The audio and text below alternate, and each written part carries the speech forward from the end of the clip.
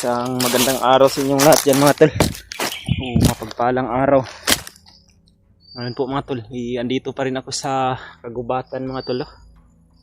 Patuloy pa rin ako sa pagsunod kay Brad Dib. Dahil nakontak ko po si Brad Dib mga tol. Dahil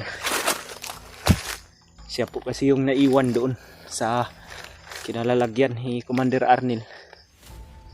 At patungo sila doon sa si Commander Arnel mga tol sa kinalalagyan ng mga bata. At sana po ay nasundan nyo ni Brad Dib si Arnel mga tol, at sana makita niya yung mga bata. Dahil nakontak ko po si Brad Dib mga tol, paiba-iba din yung signal. Minsan may signal, minsan naman ay sobrang labo ng signal, kaya't napuputol yung mga kontak ko sa kanya.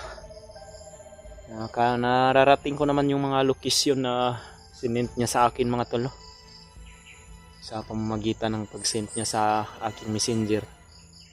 Ngunit pagdating ko po doon sa location mga tol, itong location na ito dinaanan din to nila ni Brad Dib, at dito rin daw dumaan sila Commander Arnel. Ngunit hindi ko na rin naabutan mga tol, sapagkat marami din po kasi ako mga bandido na nasa Sagupa, at palipat-lipat din po sila ni Commander Arnel daw ng location mga tol. Yun po yung sabi sa akin ni Brad Dib. At ngayon po ay hindi po ako mga tol, hindi po ako susuko, at kailangan ko po magpatuloy kahit sobrang hirap po ng sitwasyon ko mga tol. Dahil wala po kasi akong bag na dala, wala po akong matinong kain dito sa bundok, at bihira lang din po ako makakita ng mga prutas mga tol. Sobrang gutom po ng sitwasyon ko, ngunit kailangan ko magpatuloy mga tol para po sa mga bata. Dahil nakakaawa po yung sitwasyon ng mga bata mga tol, lalong-lalo na yung anak ko na lagi po yung umiiyak.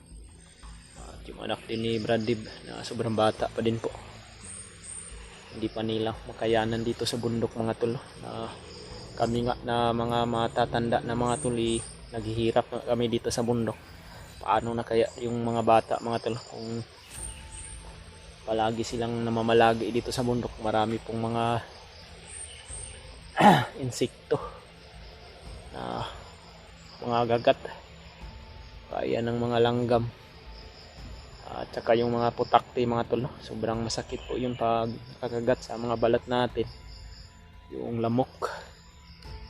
At sobrang makati din tong gubat mga tol, sapagkat marami pong mga makakating mga halaman dito, at hindi po talaga to pandapat sa mga balat ng bata. Kagagawan po talaga ng mga bandido. Dinamay pa talaga nila yung mga anak namin ni Brad Dib. Wala na silang ibang maisip. Gusto talaga nilang makahiganti sa pagbabago namin ni Brad Dib mga tol. Ayaw talaga nila na makita kaming nagbabago kasama yung mga hunter na kalaban nila. At isa na din kaming mga kalaban nila ngayon. Kaya ayun, gagawin nila ang lahat mga tol, makabawi lang sila sa amin. Kahit ano pang gawin nila sa amin, nakamulat na po kami sa katotohanan ni Brad Dib mga tol. At magpapatuloy po kami sa paghahanap po sa mga anak namin hanggang sa matagumpayan namin ito mga tol. Dalangin po namin palagi na sana po walang mangyaring masama sa mga bata at maabutan namin ito ng ligtas. At kailangan ko pong magpatuloy mga tol. Kailangan din po talaga ng tulong ni Brad Dib. Dahil sa katunayan mga tol, na sabi niya po sa akin na hanggang sa ngayon lagi pa rin siyang nakabuntot kay Commander Arnel. Nakasunod po siya at hindi pa rin siya nahalata mga tol, sapagkat ako po yung nahalata kasi ni Commander Arnel mga tol. Kaya ko po ginawa yung magpahabol ako para hindi na po sila magduda na mayroon pang sumusunod sa kanila. Yun po yung strategy namin ni Brad Dave mga tol. Dahil nung sinusundan pa yun namin ni Brad Dave, wala pa po kasi kaming nakita ng mga bata sapagkat nandun pa daw sa kampo nila. At patungo pa doon si Commander Arnel mga tol. At yun po yung strategy namin ni Brad Dave sapagkat namanmanan po kasi kami. Nakita po ako. Ayun, nagpakita po ako at nagpahabol ako sa mga tauhan niya. At si Brad Dave naman po ay nakapagtago at yun, magpapatuloy po si Brad Dave sa pagsunod kay Commander Arnel. At hindi ko na lang po sasabihin mga tol, panoorin nyo na lang po yung video ni Brad Dave. Dahil alam ko na po kasi kung ano yung mga kaganapan niya doon sapagkat lagi niya pong sinasabi po sa akin mga tol. Abangan nyo na lang po yung mga video niya mga tol, kung ano yung mga pangyayari doon sa paglalakbay niya. Dahil ako po ay magpapatuloy sa pagsunod po sa kanya mga tol, na makabalik ako doon at sana po ligtas namin sa mas lalong madaling panahon yung mga bata mga tol. Dahil napakarami po ng problema namin ngayon mga tol. Si EG naging isang ganap na din na commander mga tol, at yung alaga rin ni Kuya Buds na si Noah. Daming problema ng mga kasamahan ko ngayon. Kaya naiintindihan din po namin ni Brad Dave mga tol kung bakit hindi rin nila kami dito na tulungan. Ngunit handa naman po silang gawin yun lahat mga tol. Makita man nila yung anak namin dito sa bundok, tutulungan din po nila yun. Kaya magpapatuloy lang po talaga kami mga tol.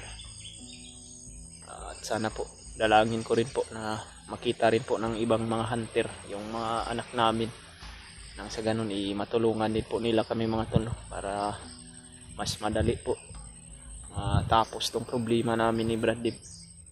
Dahil matagal na po kasi kami dito sa bundok mga tol, hanggang sa ngayon patuloy pa rin kami sa paghahanap at hindi pa rin namin na iligtas pagkat mahihirapan po kasi kami mga tol. Dahil napakalawak din itong bundok na to at palipat-lipat po sila ng location o lugar.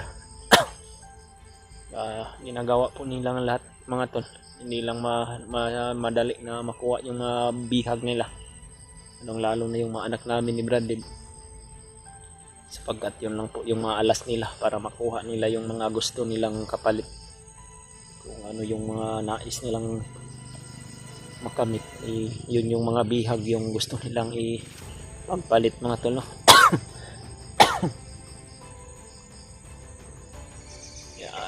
Maraming salamat po sa walang sawang suporta nyo sa amin mga tol, sa laging panonood ng aming mga video.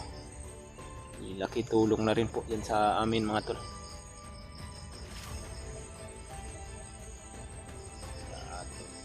Mega love shout out na lang po sa inyong lahat dyan mga tol, especially po kay Mami Bibot, Ate Mirna Huot, Ate Gis Libra, Ate Bit Pabian, at kay Ate Chicha Kira, at kay Tita Hilma po.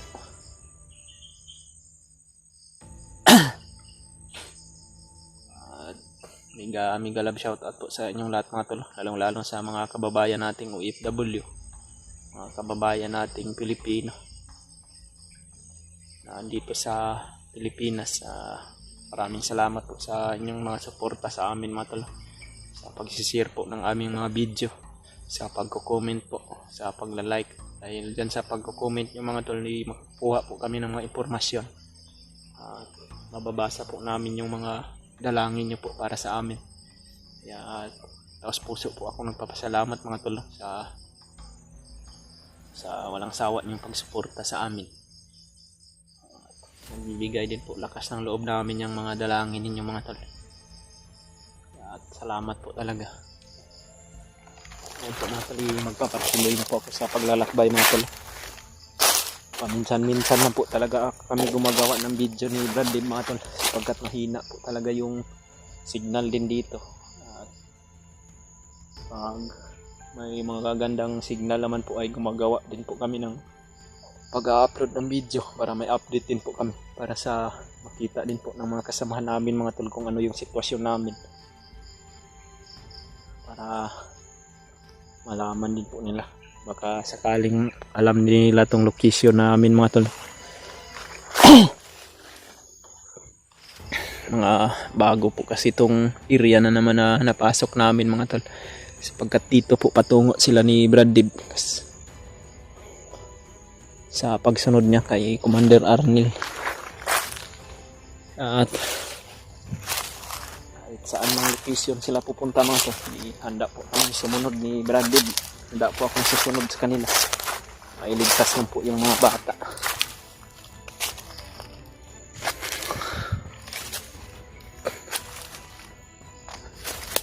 Sobrang napakasukal tong gubat na to mga tol. Sa tuwing gabi ng mga tol sobrang nakakalungkot po mga tol sa oras ng gabi pag walang kasama. Parang nakakatindig ng balahibo po mga tol tong area pag nasa bundok ka mga tol, tapos nag-iisa ka lang at yung hinihigaan mo damuhan lang, mga dahon ng puno ng kahoy. At minsan umuulan din, walang matinong tulog. Kinaumagahan patuloy na naman sa paglalakbay. At nagpapasalamat lang din po ako, minsan nakakadaan ako ng mga bahay ng mga civilian, nakakapag-charge ako ng cellphone ko at binibigyan nila ako ng pagkain at tubig. Naiintindihan din naman nila yung sitwasyon ko sapagkat sila din po ay isang biktima din po sila dati ng mga bandido. At yung ibang mga sibilyan naman po mga tol ay nakakilala din sa akin sapagkat nung ako pa ay isang bandido po ay nakakadaan na po ako sa kanila. At bago nga sila sa akin sapagkat na alam na nila na nagbagong buhay na pala ako, hindi sila makapaniwala mga tol. At nagpapasalamat din po sila sapagkat na kagising ako sa katotohanan. At nagpapasalamat po ako ng lubos sa kay Lolo Ambo at kay Kuya Bads at kay Brad Rimart sa mga kasama namin sa Team Pogi, sapagkat sila po talaga yung numero 1 na tumulong sa akin. Marami mga pagsubok ngayon na napagdaanan ko, kabayaran din po siguro to ng mga kasalanan kong nagawa noon. At kailangan ko tong harapin sapagkat walang binibigay na problema yung Panginoon mga tol kung hindi natin kakayanin. Dapat hindi lang po talaga tayo susuko at ipaglalaban po natin kung ano yung tama para sa kapakanan natin mga tol. Sabi lang po tayong manalangin sa Panginoon. Hingi po tayo ng tulong sa kanya mga tol. Magpapatuloy po ako mga tol sa paglalakbay mga tol. Mamasigla po talaga ako ng maigi mga tol. And marami pong mga patibong dito at marami pong mga bandido na napagala-gala dito sa bundok na to mga tol.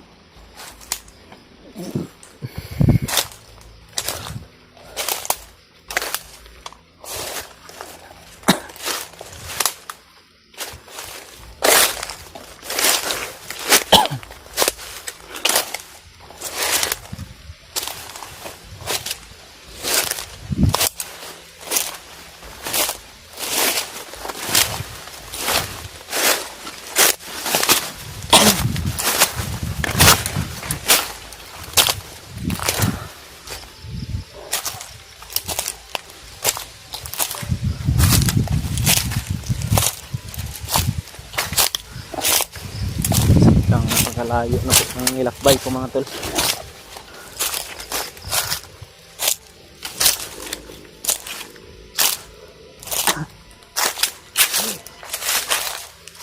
Mga kalaban na naman.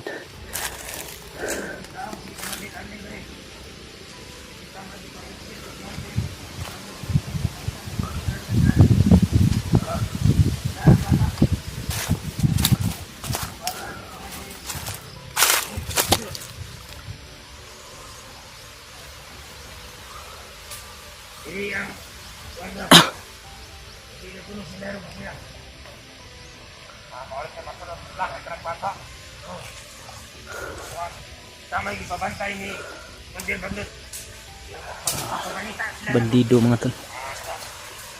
Sobrang dami ng mga bandido ngayon na maharang sa daan. Kaalirto talaga sila mga tol.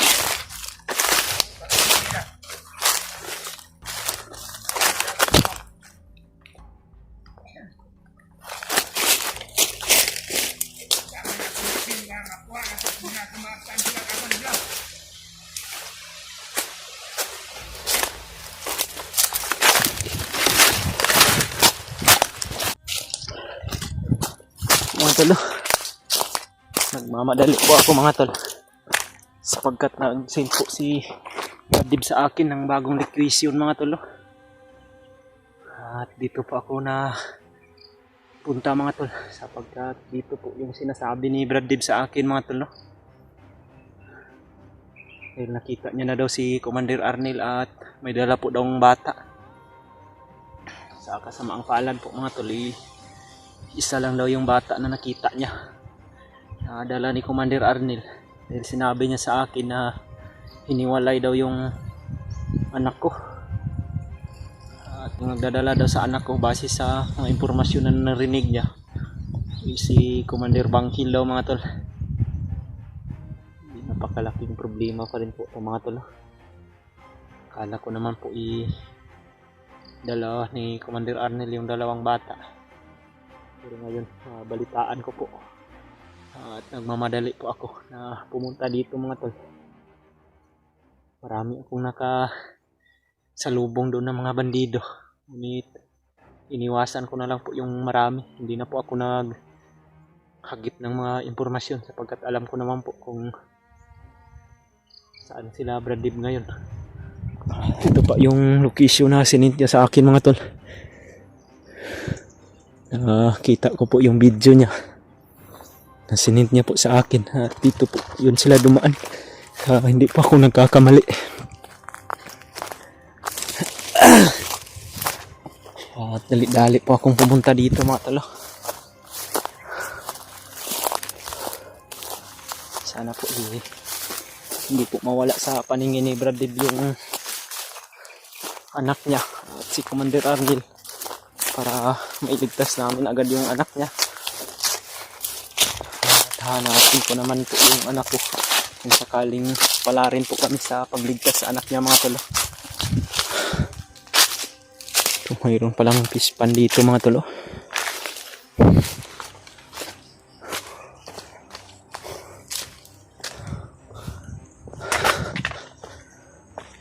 Hindi po, parang ito po talaga yung nakita ko sa location na sinend sa akin ni Brad Dib mga tolo. Ito, parang natatandaan ko tong dalawang puno na to. At yung may mga mais daw, sabi niya. May maisan na harvest na daw. Dito daw sila dumaan. At tumakbo po ako mga tolo. Baka maabutan ko po sila. Sabi naman sa akin ay palipat-lipat daw ng location sila Arnel. Importante po ngayon mga tol, inasundan niya at sana po hindi mawala sa paningin niya mga tol. Parang ito nga talaga yung puno mga tol na nakikita ko sa location na sinint niya sa akin. At yan, mayroon naman pong mais na bagong harvest lang po. Yan. Dali-dali po akong pumunta dito mga tol. Baka sakali ako na makita ko agad sila Brad dito. Dahil wala din po kasi yung signal mga tol. Kailangan din na maghanap ka pa ng matinong signal bago ka makapanood ng video. Nag-send po kasi sa akin ng video mga tol. Iwan ko lang po kung na-upload niya na ba yun sa YouTube channel niya. Sinint niya na po kasi sa akin. Nakita ko po kanina sa messenger. At nasubaybayan ko po yung video niya. At parang ito po talaga yung location na ito mga tol. Parang ito po yung eksaktong location na nadaanan ko. Dito daw dumaan sila Arnel sama yung isang bata. Tama pala talaga yung narinig namin sa mga bandido mga tol. Yung narinig namin nung magkasama pa kami. Na hiniwalay talaga yung mga anak namin. Buti na lang nakita niya rin yung anak niya. At nasundan niya mga tol. Dahil yung anak ko po daw ay si Commander Bangkil daw yung naghahawak. Dahil sobrang napakaingay din po kasi yung anak ko mga tol. Kaya siguro na ingayan si Commander Arnel. Dahil matapang po kasi yan si Commander Arnel mga tol eh. Hindi yan nagdadala ng maraming tauhan. Pinakamataas na tauhan niya 3, 2. Fights na yan sa kanya dahil matapang po talaga at malakas yung kapangyarihan niya.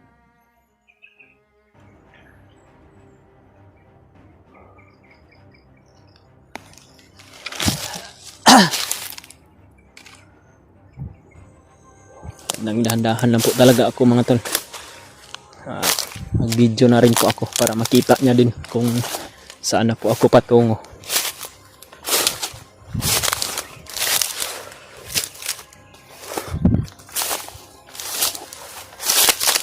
Pinasok ko na tong location niya. Sinabi niya sa akin mga tol. Sana po ay maabutan ko sila dito. Hindi naman po ay magpapatuloy talaga ako. Tahanap ako ng matinong signal mga tol. Napakaliwalas po ng bundok dito mga tol. Parang may nagtatrabaho siguro dito. Mga civilian o bandido ba.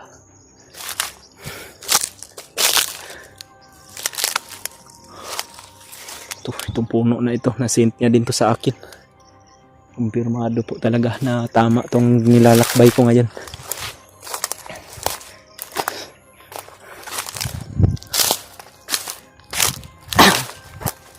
Kita niyo tong video na to mga tol. Ipakishare na lang din kay Brad mga tol sa iba kong kasamahan. Malaking tulong na po yun sa akin mga tol. Sa amin ang mga kasamahan ko. Yun.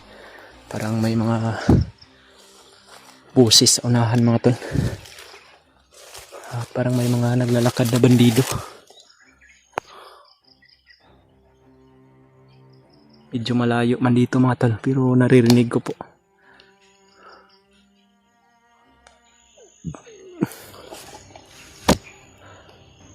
Magmasid muna ako mga tol. Saka susunod ko sa kanila. Pasok ako sa mga patibong nila. Kailangan ko munang magmasid at tingnan ko po yung mga bawat anggulo ng area. Baka may mga sniper na nakaabang mga tol.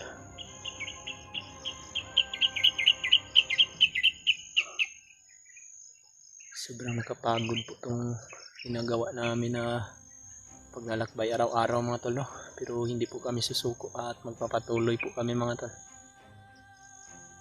Kahit walang palit-palit ng mga damit namin mga tol. Sobrang makati na. Dahil marami sana akong damit doon sa bago. Yung problema na kinuha ng bandido yung bago mga tol. Marami pa yun naman yung pagkain sana, gatas ng mga bata, nadamay pa. Sana po ay pinainom nila yun sa mga bata, yung gatas na nandun sa loob ng bag ko mga tol.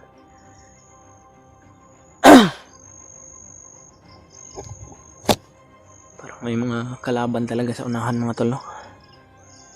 Pagka andito pa siguro sila Brad Dib, magmasid lang muna ako, baka makita na naman ako ni Commander Arnel. Mabulabog pa naman kami, kailangan na mag-alerto na talaga ako.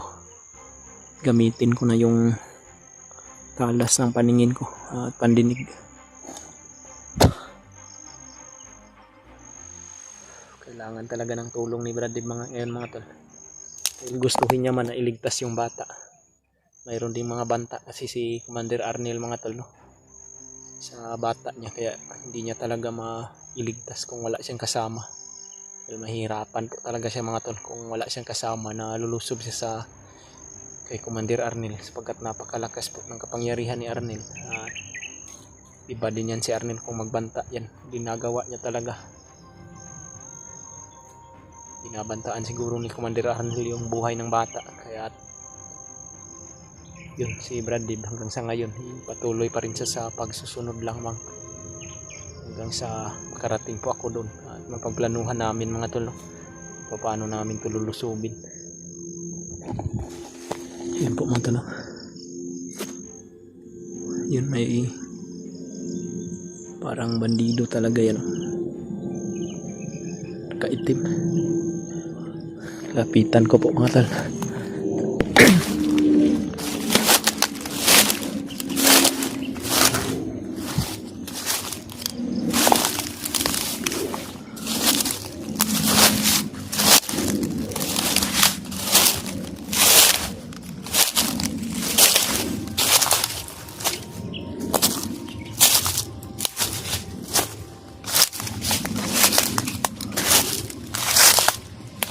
Kalaban.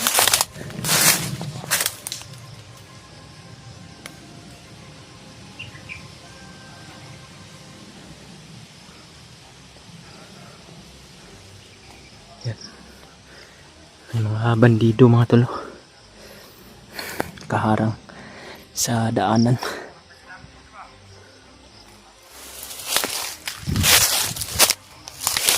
Mga alasakan sila.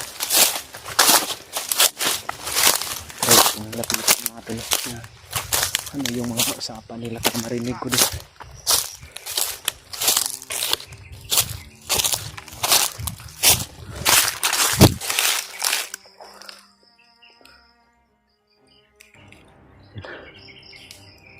Mayroon pa silang buti din. Lalagyan siguro yan nila ng tubig. Napaka-alerto talaga ng mga bandido mga tol.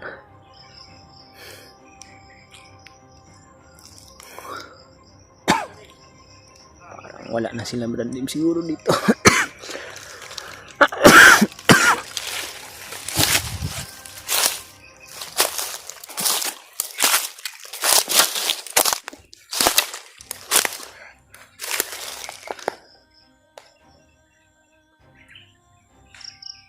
Bandido mga tol.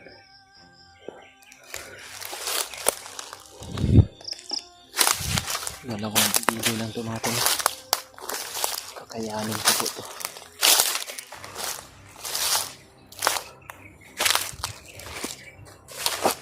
Parang may nakagapos dito mga tol. Baka mayroong bihag sila na nadala dito. Mayroong puno ng papaya ito mga tol. Yan, may mga bandido sa unahan. Mayroong mga bato dito na pangpukpok. Parang may nakagapos talaga dito na bihag mga tol. Delikado tong area na to. Baka dito sila galing ni Brad Dib. At yun si Commander Arnel.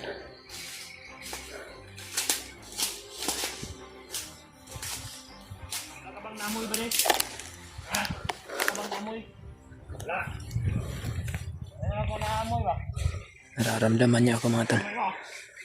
Parang mayroong vlogger dito nakapasok sa ating bundok dito. Iwasan ko lang talaga magpaputok mga tol. Taguliylong lang at orasyon at silent kill yung gagawin ko.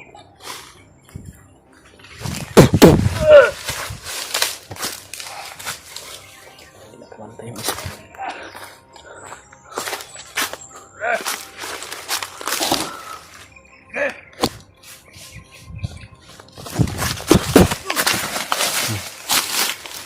Patay. Patay na yung dalawang bandido. Parang may ginapos talaga dito mga tol na area na to ba. Ito. Kaya dito galing sila Brandon. Yung si Commander Arnel. Kailangan kong masundan sila mga tol.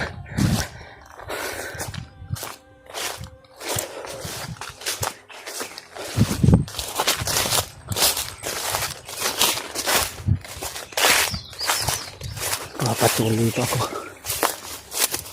Alam ko po na tama po talaga tong lugar na binabaybay ko ngayon mga tol. Ito talaga yung area na sinabi sa akin ni Brandon.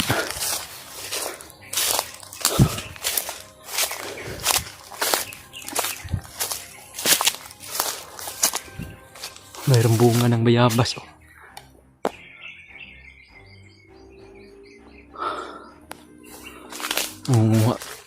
Kukunin ko muna yung bunga ng bayabas mga tol. Yan ang makakakuha ng guto mga tol.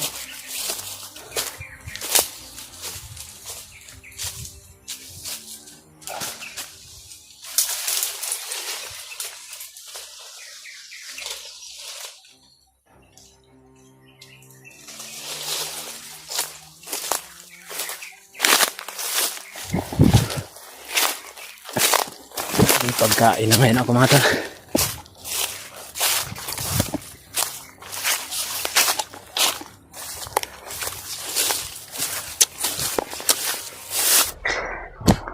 So yun mga tol, no?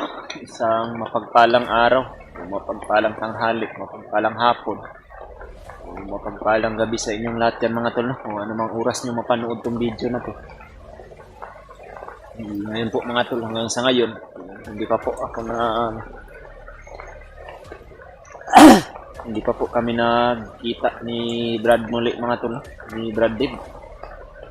Dahil napakasama din ng panahon dito sa gubat mga tol, laging umuulan. Lagi po akong nagpapasilong, hindi po ako makapag-proceed dahil sa parang sobrang maginaw talaga yung kapaligiran dito mga tol. Laging umuulan po. At dito ako ngayon, nakapasilong ako dito sa puno ng saging. Kanina po andun ako sa ilalim ng mga dahon ng anahaw. At ngayon po ay lumipat ako dito dahil kailangan kong makarating din doon sa area kung saan si Brad Dib ngayon mga tol. Nakapag-send siya ng location sa akin mga tol. Bagong location dahil sa palipat-lipat din po siya ng area mga tol. At hanggang sa ngayon ay nakasunod pa rin siya sa ay Commander Arnel at lagi niyang minamanmanan lahat ng mga kilos nila. Sana po ay makarating ako ngayong araw na to dun sa kinalalagyan ni Brandon para iligtas na namin yung anak niya mga tol. Sandang napakahirap talaga ng sitwasyon namin dito sa bundok mga tol, lalong-lalo na pag ganito yung panahon. Kapag tag-ulan po mga tol, sobrang maginaw. At sobrang napakalamig kapag mababasa yung damit ko, yung pantalon. Wala po akong pangpalit ng ibang damit mga tol sapagkat wala po akong dalang bag. Dahil nakuha na yun ang mga bandido mga tol. At ngayon mga tol, magpapatuloy pa rin ako. Dahil parang humihina na po yung ulan ngayon. Pero ganun pa rin mga tol. Meron pa rin ulan. Hindi na gaano kalakas mga tol. At magpapatuloy po ako mga tol. At minsan lang talaga ako upload din ng mga video ko mga tol, no? Kapag pinakailangan ko din na magkuhan sa paligid kasi mga tol. Yung pinakailangan na mas madali po ako makadating doon dahil sa kailangan na talaga namin ni Brandid na mailigtas yung mga bata, lalo na yung anak niya. Yung anak niya po mga tol, ang nakita ni Brandid doon kasama ni Commander Arnel dahil yung anak ko po ay sabi niya sa akin, hiniwalay daw mga tol at si Commander Bangkil daw yung may hawak ngayon sa anak ko.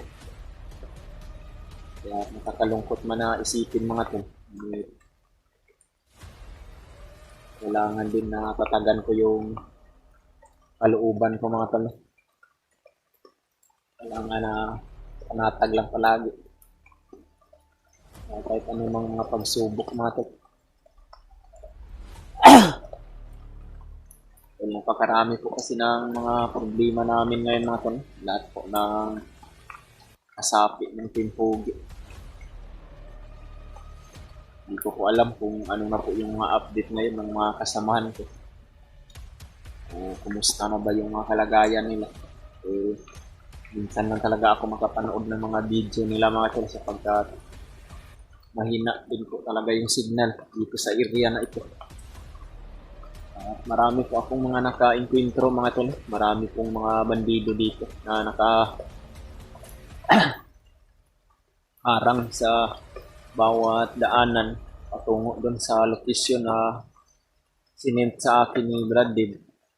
At kailangan ko lang talaga makipaglaban din sa mga humaharang. Marami akong naka-encuentro ng mga bandido mga tol. Marami din mga sniper na nakakalat dito sa gubat. At kailangan lang talaga magmasid ako palagi at mag-iingat po ako sapagkat ako lang po ang nag-iisa ngayon dito. Hindi ko po alam mga tol kung mayroon ba akong mga kasamahan dito sa area na ito. Hanggang sa ngayon, wala pa akong nakikita na kahit isang kasama ko lang po mga tol. Si Brandib naman po ay lagi ko pong nakukontak. Ngunit lagi din silang lumilipat ng location mga tol. Marating ko man yung location na sinabi niya sa akin. Pagdating ko doon ay wala na sila. Lumipat na naman ng ibang location mga tol. At ito po din yung problema ko. Dahil hindi din po ako makapagpunta agad kung saan yung location na sinasabi niya. Sapagkat mahina kasi yung signal mga tol. Makapag-signal ako. Doon ko pa makikita yung location na sinasabi niya sa akin. At pagpunta ko po doon ay huli na ang lahat. Ngunit hindi po ako susuko mga tol. Hanggang sa magtatagpo kami ulit ni Brandon. At mailigtas po namin yung anak niya. At nagbabakasakali din po ako mga tol na makikita ko rin po yung anak ko dito. Dahil mayroon po ako mga informasyon na rinig sa mga usap-usapan ng mga kalaban naming bandido mga tol. Hindi ko na lang po isasabi dito sa video ko para hindi din ma-monitor ng mga kalaban namin. Patuloy po ako sa paglalakbay mga tol kahit mayroong ulan. Yan, medyo malakas talaga yung ulan dito mga tol. Buti na lang na kapag silong ako dito sa dahon ng saging.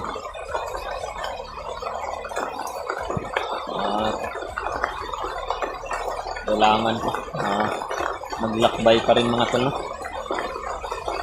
Dahil kailangan kong makita na si Brandon. Dahil sobrang kawawa na din yung sitwasyon ng anak niya mga tol. Yung araw na yun dito sa bundok.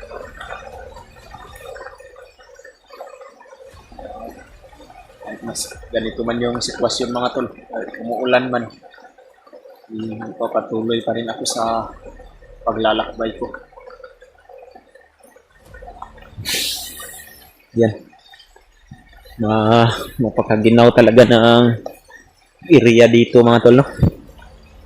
Yung gubat na pinasok ko ay malakas yung ulan dito. para may bagyo siguro mga tol.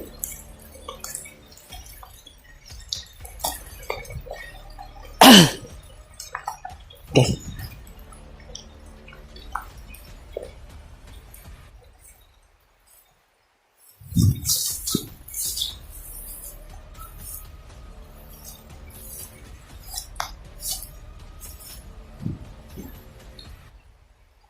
Kailangan ko lang talaga na magmasid dito sa paligid mga tol.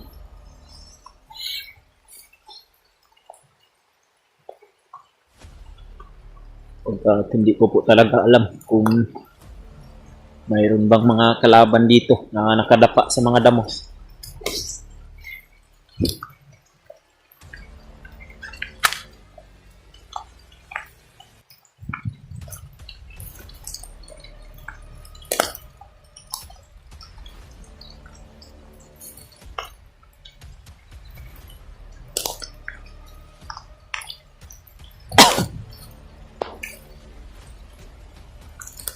Sobrang pagkalakas ng ulan mga tol.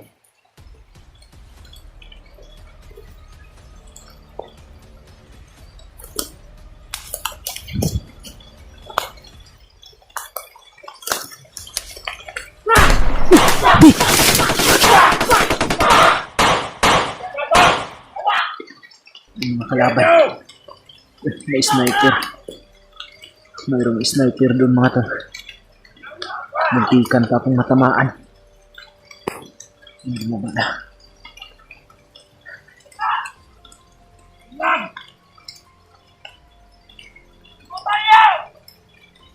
Marami palang kalaban dito. Buti na lang ay nakapagtago ako agad.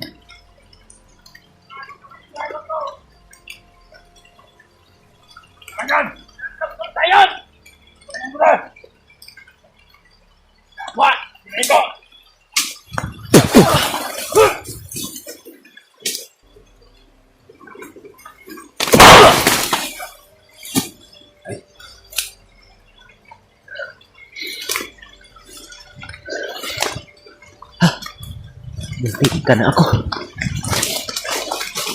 Balik na yung mga kalaban na dito mga tol.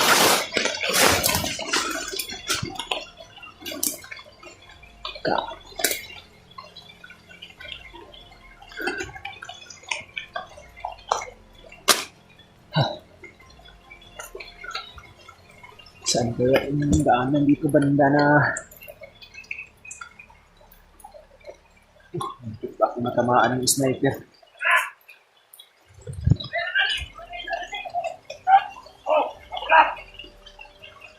Meron namang mga kalaban.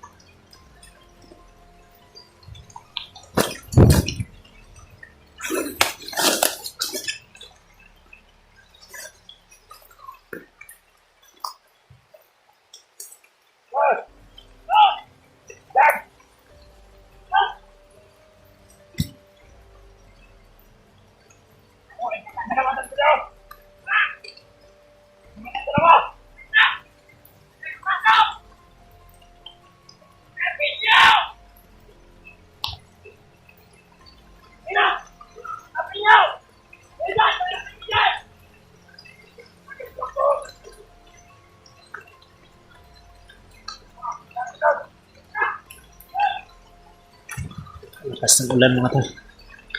Karaming kalaban dito. Hindi ko alam kung saan daanan dito na wala masyadong kalaban.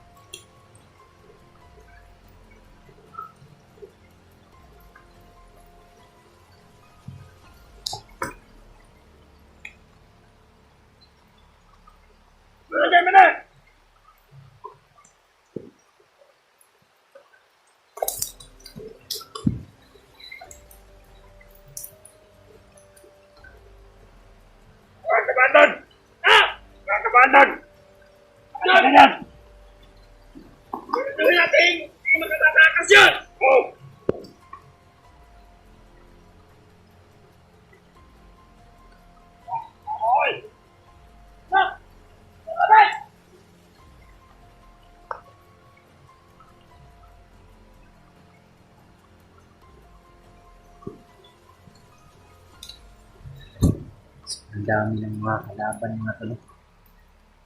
Ulan, may rumurunda pa rin sila dito sa bundok.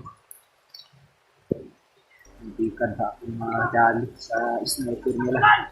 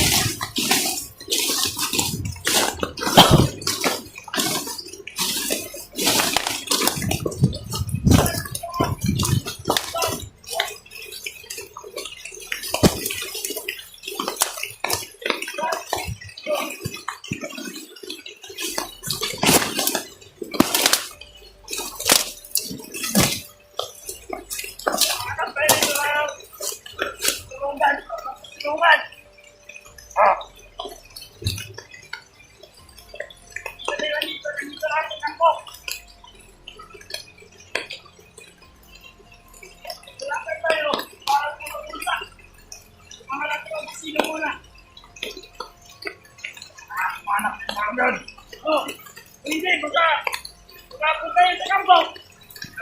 Pagdagdag. Ayaw naman sipsin.